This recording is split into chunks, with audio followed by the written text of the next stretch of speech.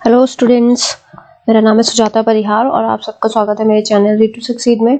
इस वीडियो में हम कवर करेंगे क्लास 11th के माइक्रो इकोनॉमिक्स के चैप्टर नंबर 7 के बारे में। चैप्टर का नाम है production function and returns to a factor और ये है पार्ट 1। हमने रेफरेंस सिक्योरिटी अर्जेंट जी की बुक से लिया। टॉपिक्स हमको कवर करने हैं: concept of production function, TP, MP and AP, the वेरियल factor, returns to a factor, shapes of TP, MP, AP and their relationship. तो ये 4 टॉपिक्स हैं जो हमको कवर करने हैं। तो चलिए एक एक करके स्टार्ट करते हैं। तो हमारा फर्स्ट पॉइंट है concept of production function, short run and long run. ये दोनों हमको पढ़ने हैं, शॉर्ट रन और लॉन्ग रन। तो ये स्टार्ट करने से पहले तो मैं एक चीज बोलना चाहूंगी कि अगर आपको वीडियोस जो मैं समझाती हूँ, जो भी लेक्चर्स अपलोड करती हूँ, वो नहीं समझ आता है तो मुझे कमेंट करके ज़रूर बताया करो कि नहीं समझ आया, अच्छा नहीं पढ़ाया। ठीक है, अगर आता है तो ये करना भी मत भूलो, क्योंकि इसी से मोटिवेशन मिलती है बाकी और चैप्टर्स की वीडियो बनाने के लिए, जो कि मेरे बहुत ही कम है। ऑलमोस्ट 1 साल से ज़्यादा ही हो गया है, नहीं बढ़ रहे हैं। तो अब मेरी मोटिवेशन ख़त्म हो चुकी है। तो अगर चाहते हो कि मैं आगे और ज़्यादा वीडियोस बनाऊं तो सब्सक्राइब कर लो। अदरवाइज़ मुझे कमेंट करके बता दो कि नहीं, अच्छा तरीका नहीं है पढ़ाने का, तो मैं या तो तरीका सुधारूं या चैनल को बंद ही कर दूं, ताकि आपका भी टाइम वेस्ट ना हो और मेरा भी। तो फिलहाल के लिए अभी हम इस चैप्टर को कंप्लीट करते हैं। तो पहला टॉपिक आता है concept of production function, short run and long run. ठीक है, आउटपुट होता है और इनपुट होता है। अब ये आउटपुट और इनपुट क्या होता है? आपको कोई भी चीज प्रोड्यूस करनी है, अगर आपको कोई भी चीज प्रोड्यूस करनी है तो उसके लिए आपको और चीजें लगेंगी।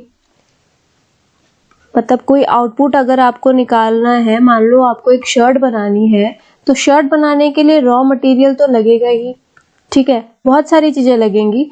शर्ट का कपड़ा लगेगा, ठीक है, कॉटन लगेगा, कॉटन की शर्ट बनानी है तो शर्ट बनाने के लिए मशीन लगेंगी, लेबर लगेगी जो शर्ट बनाएगी, लैंड वो जगह लगेगी जहाँ पे वो शर्ट बनेगी। तो आउटपुट निकालने के लिए आपको किस चीज की जरूरत होती है? इनपुट की जरूरत होती है। जब आपको इनपुट मिलेगा फिर आप वहां से आउटपुट निकालोगे। ठीक है, इनपुट मिलेगा तब आप आउटपुट निकालोगे। Output needs input. आउटपुट को क्या चाहिए? इनपुट चाहिए। आउटपुट को क्या चाहिए? इनपुट चाहिए। लैंड, लेबर एंड कैपिटल, कौन सा यूज करूं? Land, labour and capital R the common input for the production of goods and services. कि लैंड, लेबर, कैपिटल जो होते हैं वो कॉमन इनपुट्स होते हैं प्रोडक्शन ऑफ किसी भी गुड्स एंड सर्विसेज को प्रोड्यूस करने के लिए। अगर आपको कुछ भी प्रोड्यूस करना है तो आपको कुछ चीजें जरूरी होंगी, कुछ चीजें लगेंगी। ठीक है, लैंड लगेगी, पहले तो आपको जगह चाहिए होगी जहाँ पे आपको आपकी फैक्ट्री सेटअप करनी है। लैंड के बाद आपको लेबर चाहिए होगी जो चीजों को प्रोड्यूस कर सके। उसके बाद आपको कैपिटल चाहिए होगी, पैसे भी तो चाहिए होंगे इन्वेस्ट करने के लिए। अगर आपके पास पैसे ही नहीं होंगे तो आप कुछ भी चीज प्रोड्यूस कर नहीं कर पाओगे। तो as a producer you would always be interested to know how much labour and capital and other inputs are required to produce a given quantity of commodity. कि अगर आप एक प्रोड्यूसर है तो आपको पता होना चाहिए कि आपको जो भी आपको कमोडिटी को प्रोड्यूस करना है, जिस भी चीज को आप प्रोड्यूस करना चाहते हो, उसको प्रोड्यूस करने के लिए आपको कितनी लेबर लगेगी, कितने कैपिटल लगेंगे और बाकी जो इनपुट्स होते हैं वो सब चीजें कितनी लगेगी। जितनी भी आपको क्वांटिटी को प्रोड्यूस करना है किसी भी कमोडिटी की, तो उसको प्रोड्यूस करने के लिए आपको जो इनपुट्स हैं वो कितने कितने लगेंगे, ये आपको पता होना चाहिए। You may find, for example, आपने ढूंढ के निकाला कि 10 यूनिट्स ऑफ कैपिटल, कैपिटल की 10 units, 5 units of labour, labour की 5 यूनिट्स हमको रिक्वायर्ड है क्या प्रोड्यूस करने के लिए? 100 यूनिट्स ऑफ द कमोडिटी। कोई भी कमोडिटी की अगर हमको 100 यूनिट्स प्रोड्यूस करनी है तो हमें 10 यूनिट की कैपिटल उसमें इन्वेस्ट करनी पड़ेगी। ठीक है, और 5 यूनिट की हमें क्या चाहिए होगी? लेबर। तब जाके हम 100 यूनिट उस पर्टिकुलर कमोडिटी की प्रोड्यूस कर पाएंगे। फॉर एग्जाम्पल, आपको 100 टॉफी प्रोड्यूस करनी है तो आपने ये मान लिया कि 10 रुपए आपको उसमें इन्वेस्ट करने पड़ेंगे एज ए कैपिटल और 5 लेबर लगेगी वो 100 टॉफी को प्रोड्यूस करने के लिए। ये बहुत मतलब अच्छा एग्जांपल नहीं था ये 100 टॉफी और 10 रुपए की इन्वेस्टमेंट 5 लेबर 100 टॉफी के लिए, बट एक छोटा सा एग्जांपल था समझाने के लिए कि 100 टॉफी प्रोड्यूस कर रही है तो 10 एग्जांपल के तौर पे आपने मान लिया कि 10 रुपए की कैपिटल लगेगी, इन्वेस्टमेंट लगेगी, 10 रुपए का खर्चा आएगा और 5 लेबर लगेगी। ठीक है, it is this relationship between physical input that is 10 units of capital and 5 units of labor and physical output that is 100 unit of commodity which is known as production function। production function क्या होता है? production function होता है relationship होता है physical input जो कि आपने डाला, आपने 10 रुपए डाले, 10 रुपए की कैपिटल डाली, 5 यूनिट की आपने लेबर डाली, 5 लेबर डाली, तो ये आपके फिजिकल इनपुट और जो फिजिकल आउटपुट जो निकल कर आएगा, जो आपकी 100 टॉफी उस पर्टिकुलर कमोडिटी की 100 यूनिट्स 100 टॉफीज जो आपके निकल के आई, इन दोनों के बीच का जो रिलेशनशिप होता है ना, इनपुट और आउटपुट के बीच का जो रिलेशनशिप होता है उसको हम प्रोडक्शन फंक्शन बोलते हैं। तो प्रोडक्शन फंक्शन क्या होता है? जो इनपुट आउटपुट के बीच का रिलेशनशिप होता है। आउटपुट को इनपुट्स की जरूरत होती है, बिना इनपुट के आउटपुट नहीं निकल सकता। ठीक है, आगे देखते हैं। Production function does studies the functional relationship between physical input and physical output of a commodity। Production function क्या करता है? रिलेशनशिप को स्टडी करता है, किसके बीच में? जो अभी पढ़ा था हमने, फिजिकल इनपुट और physical output of a commodity के बीच में। In other words it is the technological relationship between a firms production, firm की प्रोडक्शन को क्या बोलते हैं? आउटपुट, और मटेरियल फैक्टर ऑफ प्रोडक्शन जो कि हमारे होते हैं इनपुट। तो इन दोनों के बीच में ये कैसा रिलेशनशिप दिखाता है?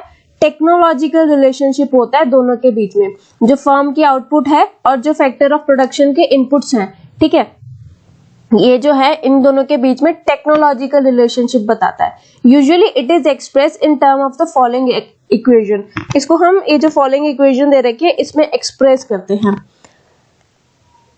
Assuming that labor and capital are the two inputs and QX is the output of the commodity। Assume कर लेते हैं कि क्या है हमारे पास, लेबर कैपिटल हमारे दो इनपुट है और Q जो है हमारी आउटपुट है। तो आउटपुट कैसे निकल के आएगी? ये इक्वल्स टू FL, K। तो QX क्या है? Physical output of commodity X। कोई भी कमोडिटी है उसकी फिजिकल आउटपुट की कितनी निकली, ये कैसे निकलेगी? जब फिजिकल इनपुट ऑफ लेबर यानी कि कितना हमने इन्वेस्ट किया वो हमें पता होगा, लेबर कितनी यूनिट यूज हुई है, और फिजिकल इनपुट ऑफ कैपिटल यानी यूनिट्स ऑफ कैपिटल हमारी कितनी यूज हुई है। जब हमें ये पता चलेगा तब जाके हमारी QX निकलेगी। ठीक है, कि आउटपुट उस हिसाब से होगी। जैसा कि एग्जाम्पल था कि ये 100 थी, ये हमने 5 यूज किए थे, ये हमने 10 यूज किए थे। ठीक है, it is important to note that production function does not establish any economic relationship between input and output। ये बहुत important है कि इनपुट और आउटपुट जो होता है ना, वो किसी भी तरीके का इकोनॉमिक रिलेशनशिप नहीं बताता। ठीक है, प्रोडक्शन फंक्शन इनपुट और आउटपुट के बीच का किसी भी तरीके का इकोनॉमिक रिलेशनशिप नहीं बताता। ये कैसा रिलेशनशिप बताता है? टेक्नोलॉजिकल रिलेशनशिप बताता है इन दोनों के बीच का। It only establish a technical relationship between inputs and output. ये टेक्निकल रिलेशनशिप बताता है इनपुट और आउटपुट के बीच का। It is the engineers not the economist. ये इंजीनियर्स होते हैं, इंजीनियर्स होते हैं, इकोनॉमिस्ट नहीं होते, जो हमें बताते हैं कि 10 वर्कर्स यूज होंगे 2 मशीन के ऊपर, तब जाके आपके जो है 100 यूनिट्स निकल कर आएंगी। तो ये हमें इंजीनियर्स बताते हैं। इकोनॉमिस्ट हमें नहीं बताएंगे कि आपको कितने वर्कर लगेंगे, कितनी मशीन्स पर कितने वर्कर्स लगेंगे, तब जाके आपकी इतनी कमोडिटी प्रोड्यूस हो पाएगी, इतने यूनिट्स ऑफ कमोडिटी प्रोड्यूस हो पाएगी। तो ये इंजीनियर्स बताते हैं, क्योंकि ये इंजीनियर्स बताते हैं इसलिए ये टेक्निकल रिलेशनशिप होता है। ठीक है, इकोनॉमिक रिलेशनशिप नहीं होता इनपुट और आउटपुट के बीच में। इसके 2 फैक्टर्स आते हैं प्रोडक्शन फंक्शन के, fix and variable factors. Factor of production, जो फैक्टर ऑफ प्रोडक्शन है उसको हमने 2 पार्ट्स में क्लासिफाई किया, फिक्स फैक्टर और वेरिएबल फैक्टर। फिक्स फैक्टर कौन से होते हैं? Are those the application of which does not change with the change in volume of output. Fix factors वो होते हैं जिनकी एप्लीकेशन वॉल्यूम ऑफ आउटपुट के चेंज होने से नहीं चेंज होती, वो हमेशा फिक्स्ड रहते हैं। ठीक है, आप अपनी प्रोडक्शन जो भी कैपेसिटी है उसको बढ़ा दो, जितना आपको प्रोड्यूस करना है आप उसको बढ़ा दो, लेकिन जो फिक्स फैक्टर्स हैं वो हमेशा सेम रहते हैं। जैसे फिक्स फैक्टर्स जैसे कि machines are installed before output actually starts. Machine हमने फैक्ट्री में तब लगा दी थी जब हमारी प्रोडक्शन कैपेसिटी कितनी थी, प्रोडक्शन कैपेसिटी 0 थी। कितनी थी? 0 थी, तब मशीन लग चुकी थी। मशीन फिक्स फैक्टर है, जब 0 थी तब भी लग चुकी थी, ठीक है। Thus a machine is there even when output is 0। जब आउटपुट क्या थी? 0 थी, हम नहीं कुछ भी प्रोड्यूस कर रहे थे, तब मशीन इंस्टॉल हो चुकी थी। Let us assume that machine can produce maximum 1000 units. मान लेते हैं कि ये मशीन जो है 1000 यूनिट प्रोड्यूस कर सकती है, ठीक है। कमोडिटी एक्स के, कोई भी कमोडिटी के, मतलब शर्ट्स की 1000 यूनिट्स प्रोड्यूस कर सकती है मान लेते हैं। It means that for any change in output ranging between 0 to 1000 units input of machine remains constant. मान लो आपको अगर 1 यूनिट प्रोड्यूस करनी है तो मशीन की कैपेसिटी तो उतनी है, मशीन का इनपुट तो उतना ही जाएगा, ठीक है, वो फिक्स है। अगर आपको 1000 करनी है तो भी उतना ही जाएगा। अगर आप इससे ज्यादा बढ़ाते हो तो फिर मशीन की कैपेसिटी से बाहर हो जाएगा वो। तो मशीन चाहे आप 0 यूनिट प्रोड्यूस करो या फिर 1000 यूनिट प्रोड्यूस करो, क्योंकि इसकी मैक्सिमम कैपेसिटी 1000 यूनिट की है, मशीन को जो इनपुट लगेगा वो उतना ही लगेगा। मशीन का इनपुट उतना ही है, चाहे आप उसकी जितनी मर्जी उससे जितना मर्जी कमोडिटी को प्रोड्यूस करो। तो फिक्स फैक्टर हमेशा फिक्स्ड रहते हैं, वो चेंज नहीं होते हैं, चाहे आप अपनी प्रोडक्शन कैपेसिटी को इंक्रीज करो या डिक्रीज करो। Variable factor are those the application of which varies और changes with the change in volume of output, जो कि चेंज होते रहते हैं जब हमारा वॉल्यूम ऑफ आउटपुट जिस हिसाब से चेंज होता है वो फैक्टर्स में उस हिसाब से चेंज होते हैं। जैसे कि लेबर हमारा एग्जांपल हो गया वेरिएबल फैक्टर का, ठीक है। अगर आपको ज्यादा यूनिट्स प्रोड्यूस करनी है तो आपको ज्यादा लेबर लगेगी, ठीक है। बाकी चीजें कांस्टेंट मान लेते हैं हम, ठीक है। और thus use of a variable factor is 0 when output is 0। अगर आपको कुछ प्रोड्यूस ही नहीं करना है, अगर आपका आउटपुट आपको 0 रखना है, तो आपका जो लेबर है इनपुट वो भी कितना यूज होगा? 0। आउटपुट 0 तो इनपुट भी 0। It increases as output increases. Output 1 किया उस हिसाब से हम लेबर भी इंक्रीज कर देंगे। जरूरी नहीं है 1 किया तो 1, 2 किया तो 2, ऐसे नहीं है, तो मैं एग्जांपल के लिए बोल रही हूँ। बट जब आउटपुट 0 तो इनपुट भी 0 वेरिएबल फैक्टर में, और जैसे जैसे आउटपुट इंक्रीज होगा हमारी लेबर इंक्रीज होती जाएगी, इनपुट इंक्रीज होता जाएगा। फिक्स फैक्टर में ऐसा नहीं होता। आप आउटपुट आप जितना मर्जी रखो, इनपुट आपका उतना ही रहेगा, उसमें चेंजेस नहीं आते।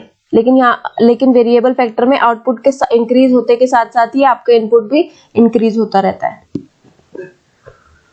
अब 2 चीजें और आती है इसमें, शॉर्ट रन प्रोडक्शन फंक्शन और लॉन्ग रन प्रोडक्शन फंक्शन आते हैं। तो सबसे पहले हम देख लेते हैं short run production function. Short run is a period of time when production can be increased only by increasing the application of variable factors. Short run में क्या होता है कि जब आप अपनी प्रोडक्शन कैपेसिटी को सिर्फ अपने वेरिएबल फैक्टर्स से इंक्रीज कर सकते हो। फिक्स फैक्टर को आप नहीं छेड़ सकते, वो कांस्टेंट रहेंगे। Fixed factors by definition remains constant, वो कांस्टेंट रहेंगे। शॉर्ट रन में आप सिर्फ अपने वेरिएबल फैक्टर, फॉर एग्जांपल जो कि हमारा हो गया लेबर, इसको चेंज करके अपनी प्रोडक्शन कैपेसिटी को इंक्रीज कर सकते हो, अपने आउटपुट को इंक्रीज कर सकते हो। To elaborate further, once a plant of a particular production capacity is installed, it cannot be changed during the short period। कि जब आपने एक मशीन लगा दी तो आप उसको शॉर्ट पीरियड में, मान लो 6 महीने का आपका काम है, उसको आप नहीं चेंज कर सकते। शॉर्ट पीरियड के 1 महीने का 6 महीने का काम है तो आप उसको चेंज नहीं कर सकते, वो फिक्स्ड हो गया। Short period is too short to change it. Short period इतना शॉर्ट होता है कि उसको आप नहीं इजीली चेंज कर सकते। Thus production capacity as indicated by the plant size और the fix factor remains constant during the short period. जबकि आपका प्लांट का साइज है और जितने भी आपके फिक्स फैक्टर्स हैं वो कांस्टेंट रहते हैं शॉर्ट पीरियड में। When one factor is fix and the other is variable factor, production function में बी स्पेसिफाइड एज अंडर। जब एक फैक्टर फिक्स्ड होता है और बाकी वेरिएबल होते हैं तो उसको हम बोलते हैं ये, इसमें जो के होता है उसको हम ऐसे लिखते हैं, उसके ऊपर ऐसे, मैं लगाना भूल गई थी, लगाना मत भूलना, ये बनेगा ये QX output of commodity, L labour जो कि वेरिएबल फैक्टर है और ये फिक्स्ड फैक्टर है, इसलिए हमने इसके ऊपर ऐसे लगाया कैपिटल, जो कि हमारा क्या है, फिक्स फैक्टर है। के हमारा कैपिटल है और कैसा है, फिक्स्ड है, फिक्स फैक्टर है। तो शॉर्ट रन में जो हमारा कैपिटल होता है वो फिक्स्ड होता है, बाकी जो वेरिएबल फैक्टर लेबर होती है वो वेरिएबल फैक्टर होती है, चेंज होती रहती है। इसका डायग्राम बनाने को अगर बोले तो ये लेबर है, ये चेंज होती रहती है, L1 से L2 हो गई, और ये हमारा कैपिटल है के, जो कि क्या है, फिक्स्ड है। ये तो चेंज हो गई, L1 से L2 हो गई, लेकिन हमारी कैपिटल क्या रही, फिक्स रही। ठीक है, सेम है ये दोनों उसमें। ये इसका डायग्राम बन जाएगा। आगे चलते हैं, long run production function. Long run production function में क्या होता है, long run is a period of time when the distinction between fix factor and variable factor vanish. जो दोनों के बीच का जो डिफरेंस होता है वो हम उसको वैनिश कर देते हैं, हटा देते हैं। All factors are variable factor. अब लॉन्ग रन में सारे फैक्टर वेरिएबल फैक्टर होते हैं। लॉन्ग पीरियड इतना इनफ टाइम देता है कि आप अपने प्रोडक्शन कैपेसिटी को इंक्रीज कर सकते हो अपने प्लांट साइज को चेंज करके, ठीक है, या फिर ज्यादा से ज्यादा प्लांट्स इंस्टॉल करके। What is fixed factor during the short period become the variable factor over the long period। Short period में जो आपके फिक्स फैक्टर्स होते हैं वही आपके वेरिएबल फैक्टर बन जाते हैं लॉन्ग पीरियड में। ठीक है, वेरिएबल हो जाते हैं। जैसे कि अब आप 10 साल हो गए, आपको 15 साल, 20 साल, 25 साल हो गए हैं, तो अब आप अपनी प्लांट मशीनरी जो है आप उसको चेंज कर सकते हो। ठीक है, वो फिक्स्ड नहीं रही। अब लॉन्ग पीरियड में फिक्स फैक्टर्स वेरिएबल फैक्टर बन जाते हैं। The long run production function is express under, इस तरीके से हम इसको एक्सप्रेस करते हैं। वही है QX का मतलब बता दिया, तो quantity of commodity X, K capital जो कि वेरिएबल है, L लेबर जो कि वेरिएबल, दोनों वेरिएबल है, ये भी वेरिएबल ये भी वेरिएबल। इसका फिगर आए तो L1 L2 लेबर, और ये हमारा,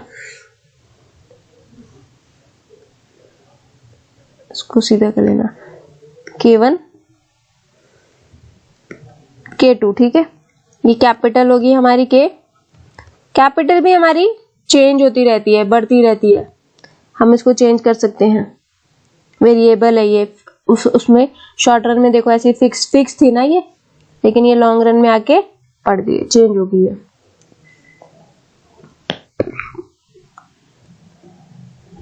three vital differences between short run production function and long run production function. Short run और प्रोडक्शन लॉन्ग रन में 3 डिफरेंस आते हैं। वाइटल डिफरेंस इंपॉर्टेंट, वाइटल मतलब इंपॉर्टेंट होता है। Important difference number 1, short run production function is variable proportion type production function. Short run जो होता है वो variable proportion type production function होता है, while the long run production function जो होता है constant production type production function होता है। In the short run short period production function factor ratio LK must change at different level of output.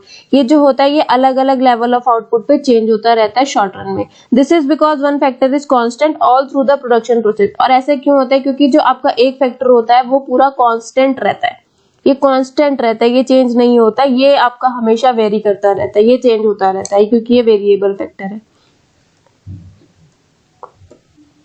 Second difference आता है scale of output is constant in case of short run production function. देखो जो scale of output होता है वो constant होता है short run में, और इट चेंज होता रहता है लॉन्ग रन प्रोडक्शन फंक्शन में। Scale of output indicated by size of the plant. Scale of output से हमारा मतलब है कि प्लांट का साइज जो होता है वो फिक्स्ड होता है, जो कि फर्म यूज करती है। शॉर्ट पीरियड में इतना कम टाइम होता है कि प्लांट उसको चेंज नहीं कर सकती। अकॉर्डिंगली जो शॉर्ट पीरियड प्रोडक्शन फंक्शन होता है वो हमेशा कांस्टेंट स्केल ऑफ आउटपुट को स्टडी करता है। ये जो इसके वर्ड्स है ना, ये सब इंपॉर्टेंट है। कांस्टेंट स्केल ऑफ आउटपुट कौन स्टडी करता है, किसके अंडर आता है, तो शॉर्ट पीरियड में आता है, ये पता होना चाहिए। Thus in the short period the producer increases the level of his output only by increasing the application of the variable factor। अगर शॉर्ट पीरियड में आपको आपका आउटपुट इंक्रीज करना है तो आपको वेरिएबल फैक्टर को इंक्रीज करने पड़ेंगे। Sticking to the same scale of output और the same plant of production. ठीक है, in the long period on the other hand the producer increases the level of output by increasing the scale of output, by increasing the number of plant or by shifting from a smaller to a bigger plant। Long run में अगर आपको increase करना है तो आप अपना plants increase कर दो या अपने स्मॉलर प्लांट्स को बड़े प्लांट पे कन्वर्ट कर दो। Thus the short period production function is studied with reference to, short period क्या स्टडी करता है, constant scale of output, while the long period production function studied with reference to the variable scale of output, यहाँ पे output का scale very करता रहता है, तो ये इंपॉर्टेंट है। थर्ड डिफरेंस आता है short run production function exhibits returns to a factor, short run क्या देखता है, returns to a factor, while the long run production function exhibits क्या करता है, returns to scale. During the short run, output is increased by increasing the application of the variable factor। बार बार हम इस चीज को पढ़ चुके हैं, आउटपुट हम वेरिएबल फैक्टर को इंक्रीज करके ही इंक्रीज कर सकते हैं शॉर्ट रन में। Accordingly, behavior of output in response to increasing application of the variable factor studied to returns to a factor। इसीलिए जो आउटपुट स्टडी करता है वो करता है रिटर्न्स टू अ फैक्टर, लेकिन लॉन्ग रन में हम आउटपुट इंक्रीज कर सकते हैं अपने प्रोडक्शन की स्केल को इंक्रीज करके, इसलिए ये क्या स्टडी करता है, रिटर्न्स टू अ स्केल। ये फैक्टर में आता है, फैक्टर के चेंज होने की वजह से आता है वेरिएबल फैक्टर की, और ये आता है किसकी वजह से इंक्रीज हो सकता है, स्केल कर, हम अपने प्रोडक्शन स्केल को इंक्रीज करके। तो returns to a scale long run में, returns to a factor short run में। Thus return to a factor short period constant concept हो गया, ठीक है, और रिटर्न्स टू अ स्केल जो हो गया वो लॉन्ग पीरियड कॉन्सेप्ट हो गया। तो ये हमारा फर्स्ट पॉइंट पूरा था, जिसमें हमने पहले तो हमने पढ़ा प्रोडक्शन फंक्शन के बारे में, फिर हमने इसके फिक्स्ड वेरिएबल फैक्टर्स पढ़े, फिर शॉर्ट रन प्रोडक्शन फंक्शन और लॉन्ग रन प्रोडक्शन फंक्शन को स्टडी किया, ठीक है, और फिर इनके डिफरेंसेस हमने देख लिए, 3 डिफरेंसेस थे वो हमने देख लिए। सेकेंड टॉपिक की तरफ चलते हैं। चलिए सेकेंड टॉपिक आता है TP, MP, AP and the variable factor. Total product, TP क्या होता है, टीपी होता है मतलब कि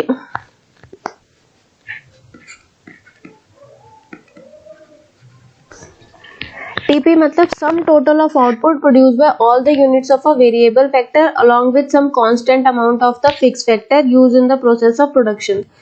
कुछ कांस्टेंट अमाउंट हम फिक्स फैक्टर का भी ले लेते हैं, और बाकी जितने भी वेरिएबल फैक्टर ने जितना भी प्रोड्यूस करा है, आउटपुट प्रोड्यूस करा है, वो उसका पूरा का पूरा टोटल टीपी में आता है। टीपी के अंदर वेरिएबल फैक्टर ने जितने भी यूनिट्स को प्रोड्यूस करा है वो आता ही है, और कुछ अमाउंट फिक्स फैक्टर का भी आता है जो कि प्रोडक्शन की प्रोसेस में यूज हुआ होता है, ठीक है। एल को हम ले लेते हैं लेबर, वेरिएबल फैक्टर के, फिक्स फैक्टर जो कि के कैपिटल होगी, जो कि हमारी क्या है, फिक्स फैक्टर है। Also assume that along with some constant application of the fix factor, जैसे कि मान लेते हैं एक मशीन है, the producer is using 1 through 6 units of the variable factor. एक फिक्स फैक्टर के साथ जो प्रोड्यूसर है वो 6 variable factor, 6 units of variable factor use कर रहा है।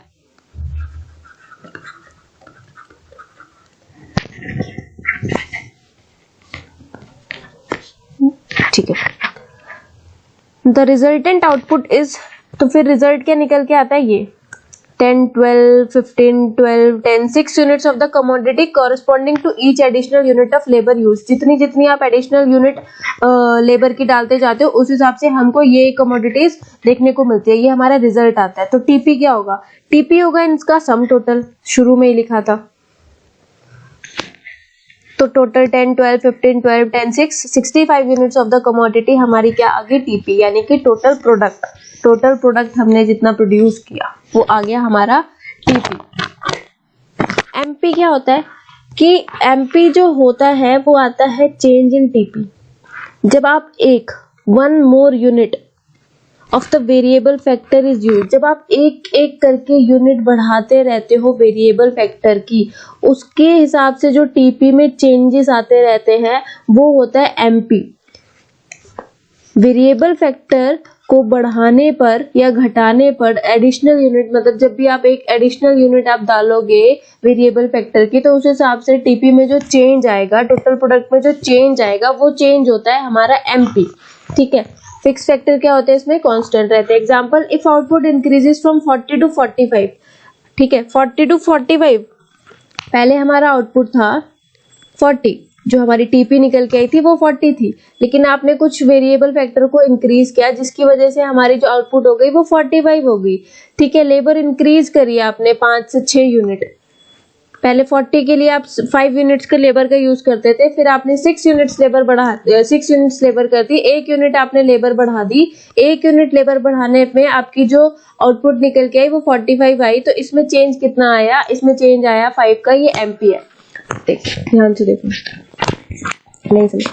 टीपी था आपका 40 यूनिट्स, मतलब जब आप जो आपका लेबर है, जब एक लेबर आपकी काम कर रही थी, जो आपका टोटल प्रोडक्ट निकल के आ रहा था 40 यूनिट्स, एक लेबर पे 40 यूनिट्स का टीपी निकल के आ रहा था। फिर आपने एक लेबर पे नहीं, 5 लेबर पे जो मैंने एग्जांपल दिया उसका समझाती थी कि 5 लेबर जब आप यूज कर रहे थे तो टोटल प्रोडक्ट आपका 40 यूनिट्स निकल के आ रहा था। ठीक है, जैसे ही आपने लेबर इंक्रीज करी, 6 यूनिट आपने लेबर कर दी, 6 आपने लेबर कर दी, तो आपका टीपी 45 यूनिट्स हो गया।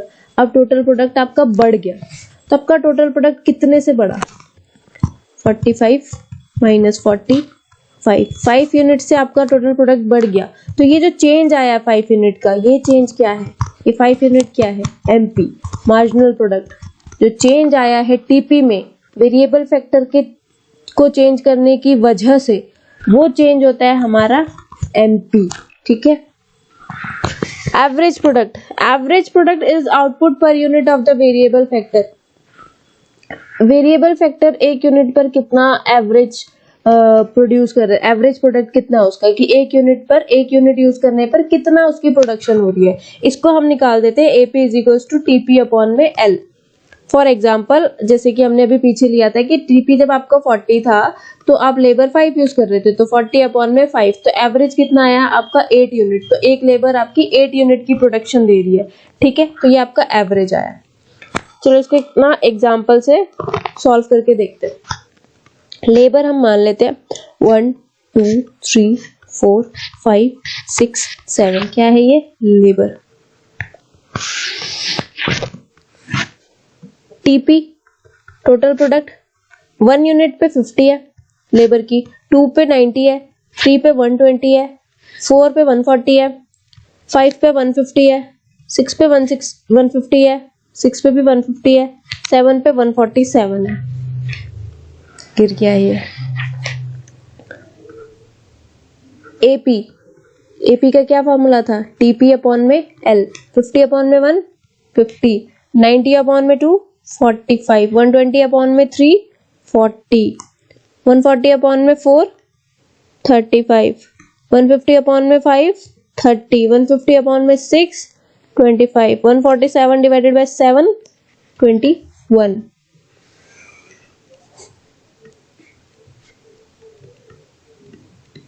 कुछ सोच रहे होंगे कैसे आया, अभी भी डिवाइड करना तो आई थिंक सबको ही आता होगा। इक्वल्स टू नहीं, मतलब कहाँ से आया ये बता देते। 140 अपॉन में 4, 150 अपॉन में 5, 150 डिवाइडेड बाय 6, 147 डिवाइडेड बाय 7, तो यहाँ से ये वैल्यूज निकल के आई है।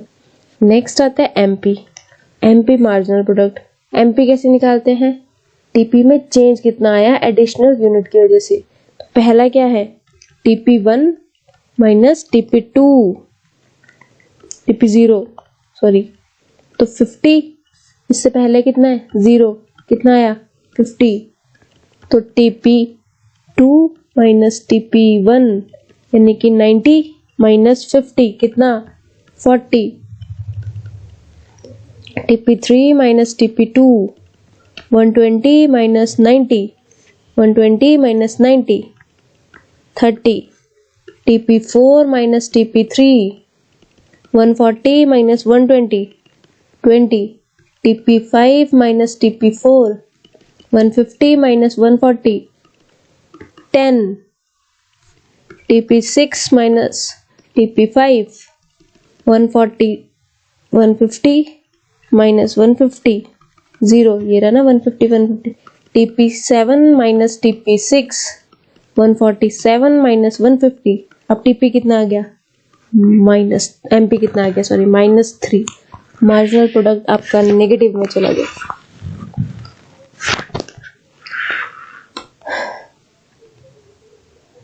Yes, MP can be negative. एक मिनट पहले ये देखो, ये हमने सारे सीख लिए थे।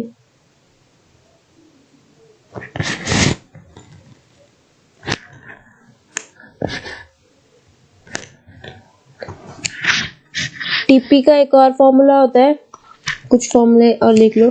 टीपी को आप एपी एवरेज प्रोडक्ट को जब एल से मल्टीप्लाई करोगे तो टीपी आ जाएगा, ठीक है।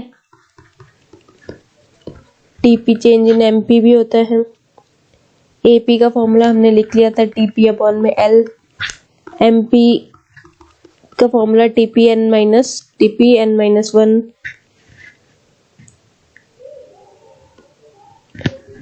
ये कुछ फॉर्मूलास थे, ठीक है। Negative MP, yes, MP can be negative कुछ सर्टेन सिचुएशंस में, जैसे कि जब एक्सेसिव एम्प्लॉयमेंट हो रही हो, एक्सेसिव एम्प्लॉयमेंट हो या फिर डिस्गाइज ऑन अनएम्प्लॉयमेंट, एक ही बात है।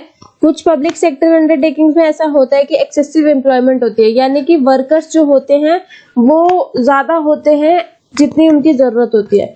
10 लोगों की जरूरत है लेकिन 20 लोग हैं, तो कितने ज्यादा हो गए? 10। तो यहाँ पे क्या होता है? नेगेटिव एमपी होता है। यहाँ पे एमपी नेगेटिव इसलिए हुआ क्योंकि आपको इससे ज्यादा की जरूरत थी नहीं, ठीक है। यहाँ पे आपको टोटल प्रोडक्ट मैक्सिमम मिल चुका था, बट जबरदस्ती आपने इंक्रीज किया, तो जिसकी वजह से आपका एमपी नेगेटिव हो गया। Reduce overall efficiency of the worker, इससे क्या होता है? वर्कर की एफिशिएंसी रिड्यूस होती है, बिकॉज ऑफ विच एमपी में भी नेगेटिव। एमपी क्या होता है? जिसकी वजह से एमपी नेगेटिव होता है। ऐसी सिचुएशन में टीपी इंक्रीजेस होता है when some worker are withdrawn. TP तब इंक्रीज होगा जब कुछ वर्कर्स को हम विड्रॉ कर लेंगे, हटा देंगे।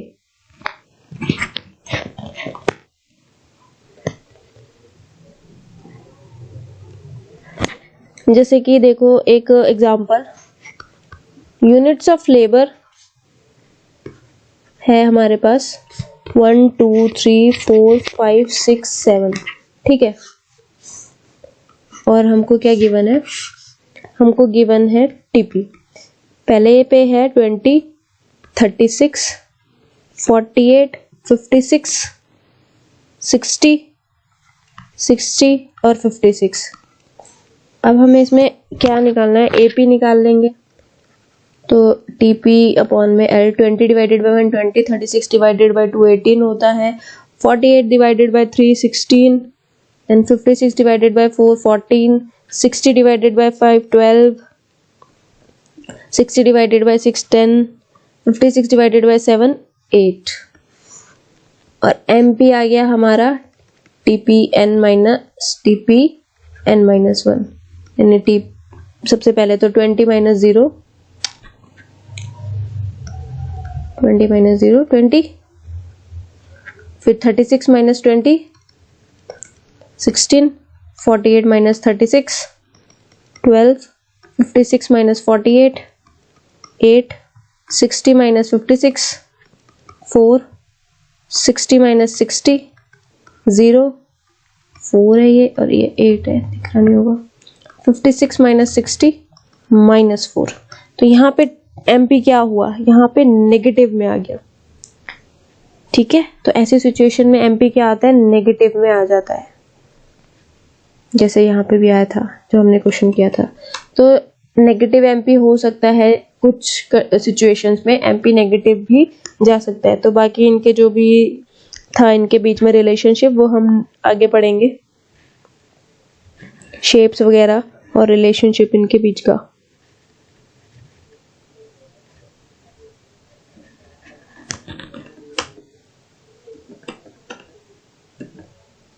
तो थैंक यू सो मच ये वीडियो देखने के लिए। अच्छी लगे तो सब्सक्राइब जरूर करना। थैंक यू सो मच, और पार्ट 2 जरूर देखना। Thank you.